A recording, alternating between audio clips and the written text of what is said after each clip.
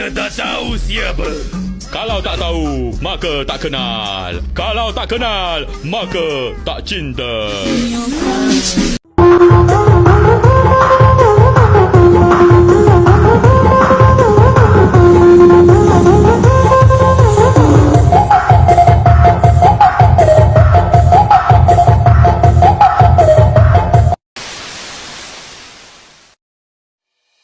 Pertama, kita masuk ke aplikasi VirtualBox. Yang kedua, kita memasukkan nama. Di sini saya akan menggunakan nama dan NIM terakhir saya.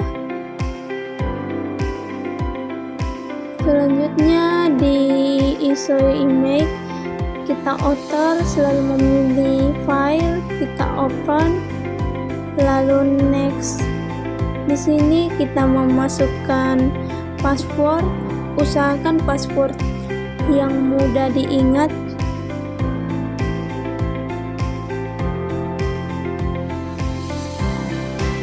Dan kita konfirmasi lagi passwordnya.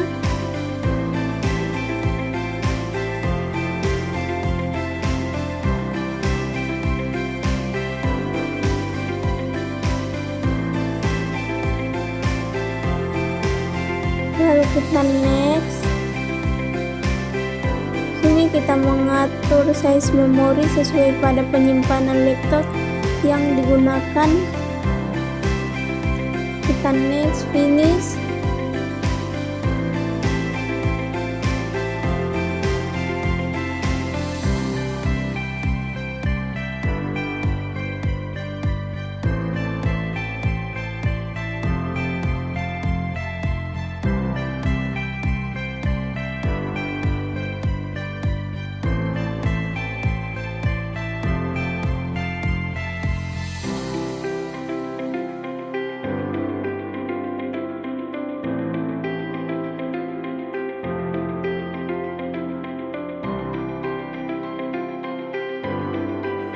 Nah, di sini kita memasukkan bahasa kita memilih. Di sini saya memilih bahasa Indonesia.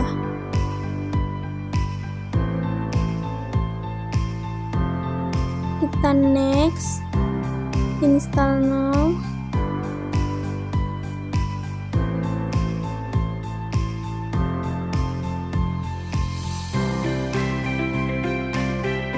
Lalu kita next, di sini next.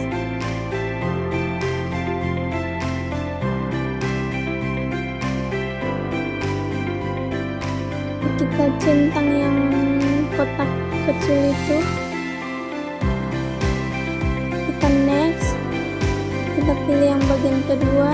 Kita new. Agree. Oke. Tunggu sebentar dan next.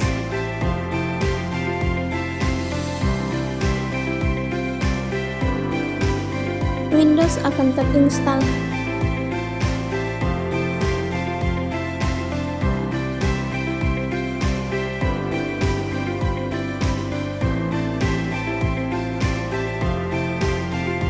Kita tunggu sebentar karena di sini Windows sementara menginstal.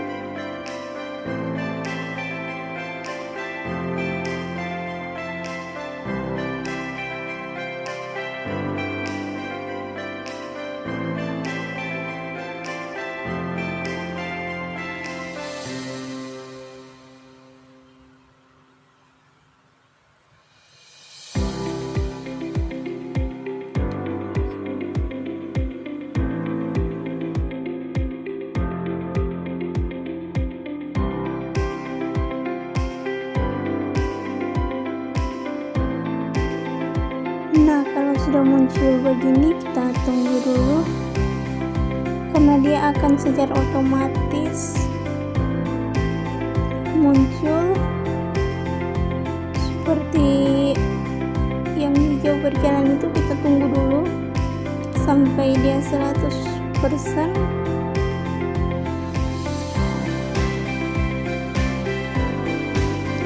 Nah, setelah Windows terinstall, dia akan masuk pada Windows Server. kita tunggu sebentar. Dia akan secara otomatis masuk ke Windows Server. Nah, kita sudah masuk ke sini. Kita lakukan update sistem sehingga terbaru. Kita klik next,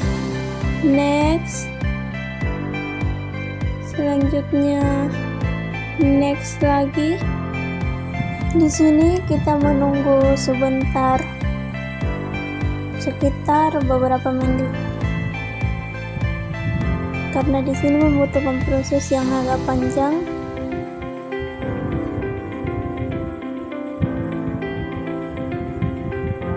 Nah, setelah itu di sini kita mencentang yang kolom kedua, belum kita apply, terus kita next.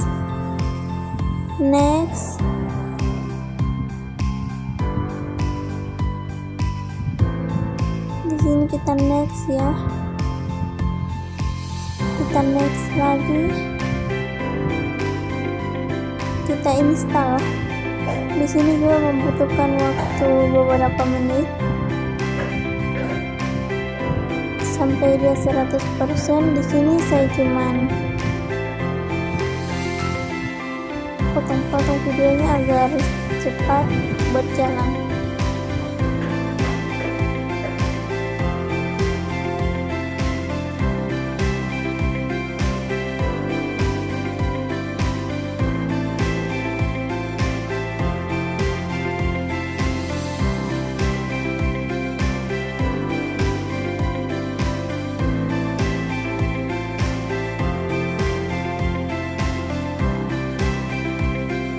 Nah, setelah full seperti ini, sini kita mengikuti saja langkah-langkah seperti video ini. Di sini kita cek update Windows-nya dulu.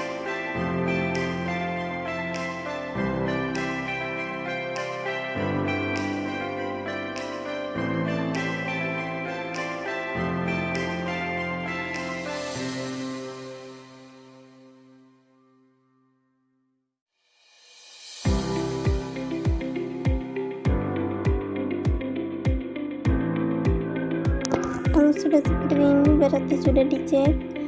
Kita mencoba mengetik key dulu. Nah, akan muncul seperti ini.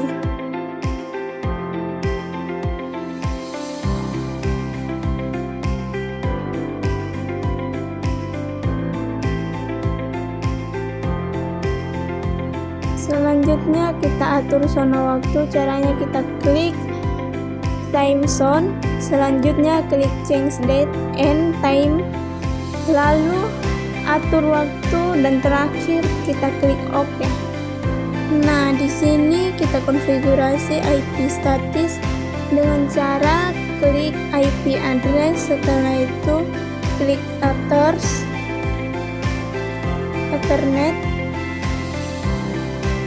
setelah itu kita properties. Selanjutnya lepas centang IPv6,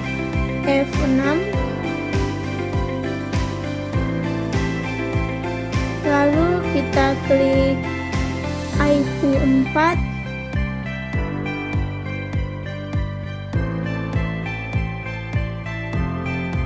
dan masukkan IP sesuai jaringan dan bagian IP kita gunakan NIM 192.168.10.41. Subnet max-nya itu nanti 255.255.255, itu akan muncul sendiri atau secara otomatis.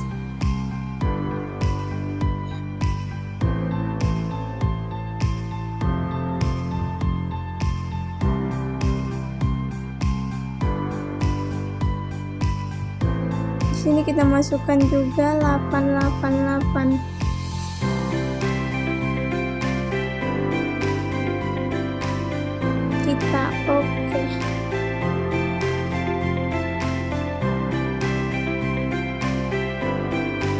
close.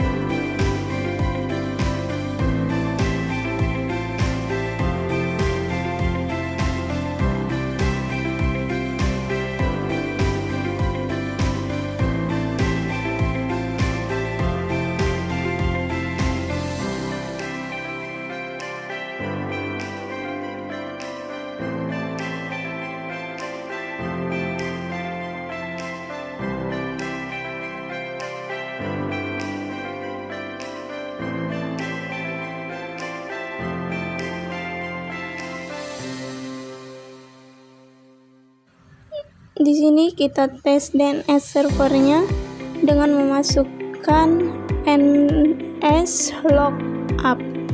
Jika sudah berakhir default server dan addressnya sesuai, maka DNS server sudah berhasil. Di sini kita ketik nslookup-nya, baru kita klik IP yang sudah kita pakai tadi. Dia akan muncul secara otomatis nama dan addressnya. IP addressnya berarti DNS yang kita sudah tes sudah berhasil. Pada bagian ini saya akan menjawab pertanyaan. Yang pertama, apa dampak jika server tidak menggunakan IP statis dalam jaringan? Kalau tidak menggunakan IP statis, berarti server pakai IP dinamis, berubah-ubah. Dampaknya cukup serius. Yang pertama itu sulit diakses oleh klien. Karena IP bisa berubah, klien tidak tahu harus menghubungi alamat yang mana. Yang kedua, layanan bisa terganggu, misalnya web server, file server, atau DNS bisa tiba-tiba tidak bisa diakses. Yang ketiga, masalah pada konfigurasi jaringan. Banyak layanan seperti DNS, database, Active Directory butuh IP tetap. Yang selanjutnya, tidak stabil untuk server.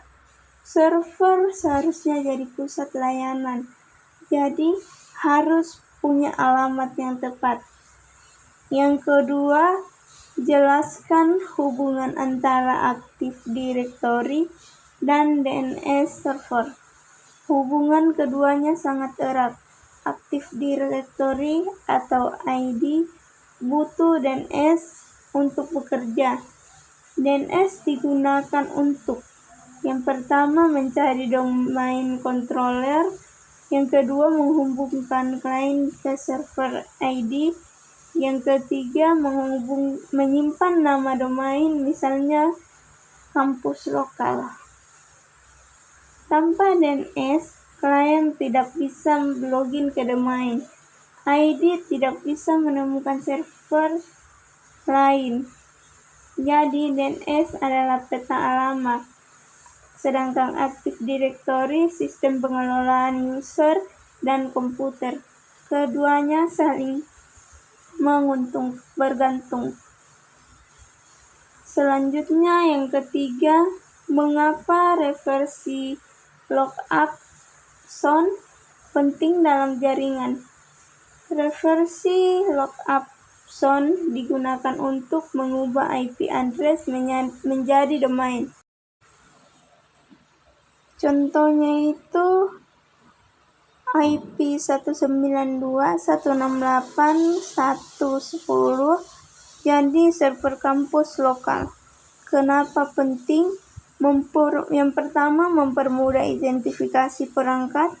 Yang kedua, digunakan untuk keamanan tracking atau log. Yang ketiga, beberapa layanan butuh sertifikasi IP atau nama. Yang keempat, membantu troubleshooting jaringan tanpa reversi lookup. Yang pertama, kita cuma lihat IP sulit dikenal. Yang kedua, monitoring dan analisis jadi lebih susah. Demikianlah yang saya bisa jawab. Anton